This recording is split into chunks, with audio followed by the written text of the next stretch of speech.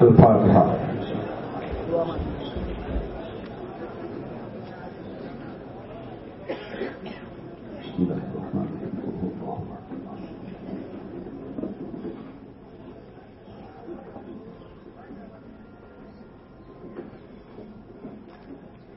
تین مرتبہ قل هو اللہ شریف اور اس سے پہلے ایک مرتبہ درود پاک اور ایک مرتبہ بعد میں درود پاک پڑھ کر حضور حافظ ملت علیہ رحمت کی روح پاک کو ایصال ثواب کیجیے۔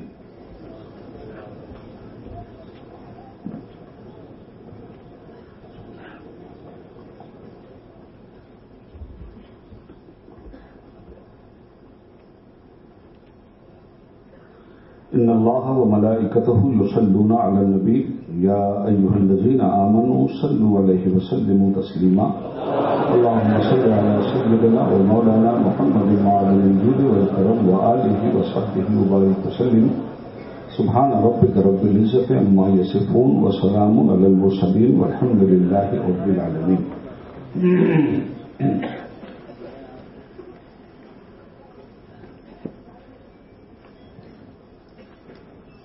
نحمدہ ونصلی علی حبیبہ الکریم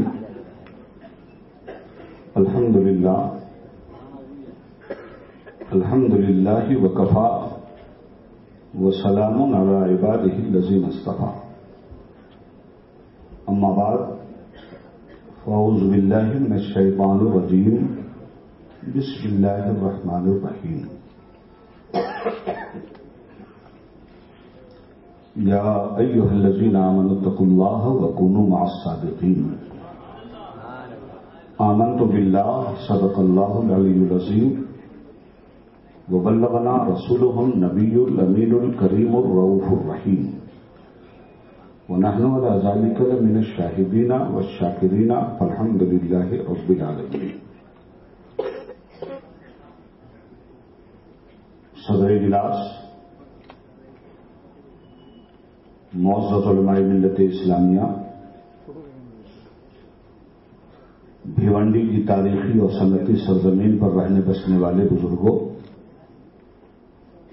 ہم عمر ساتھیوں، اسلامی بھائیوں،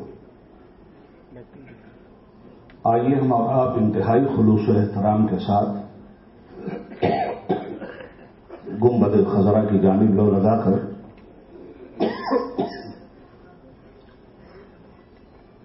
معلم کائنات، شہنشاہ موجودات، محبوب کردگار،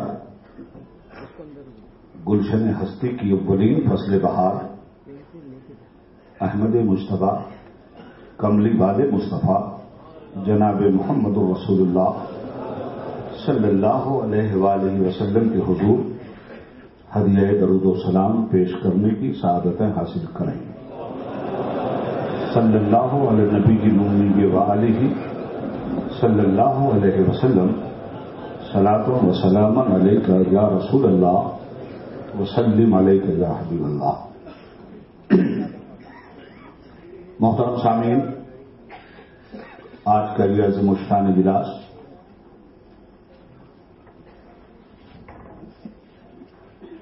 بنام حضور حافظ ملت کانفرنس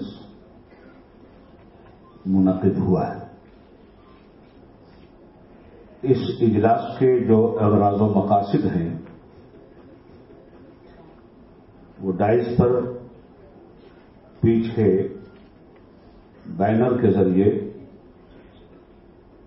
ہمیں اور آپ کو دعوت نظارہ دے رہے ہیں۔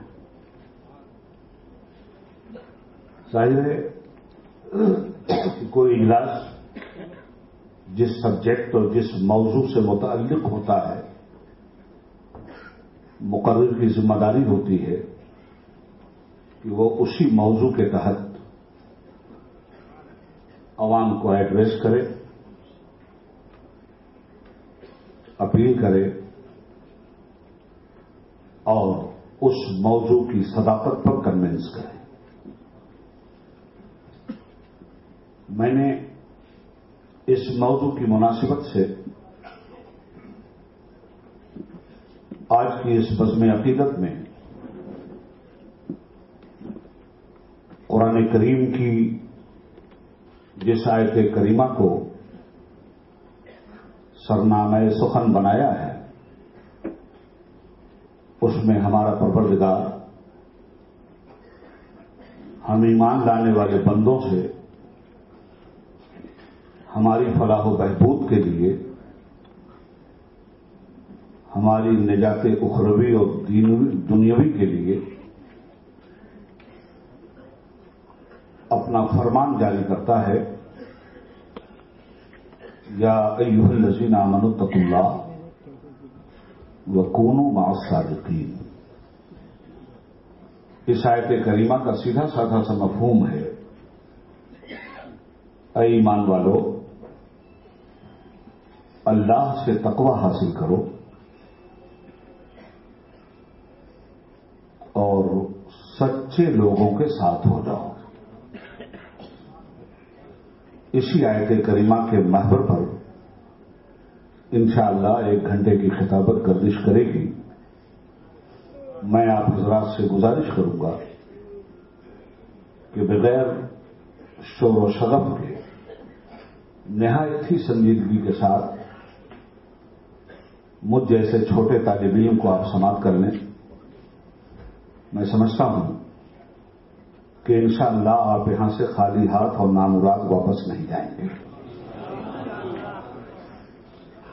سبق پر پھر صداقت کا، عدالت کا، شجاعت کا۔ سبق پر پھر صداقت کا، عدالت کا، شجاعت کا، لیا جائے گا تجھ سے کام دنیا کی امامت کا۔ حضرات گرامی،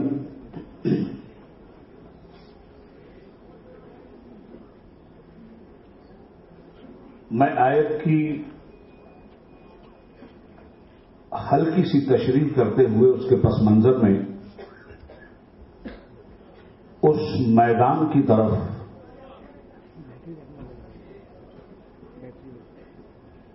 اپنا سفر شروع کروں گا جس میدان میں اہل صداقت کے روشن چہرے آپ کو نظر آئیں گے۔ ایمان والو، اللہ سے ڈرتے رہو،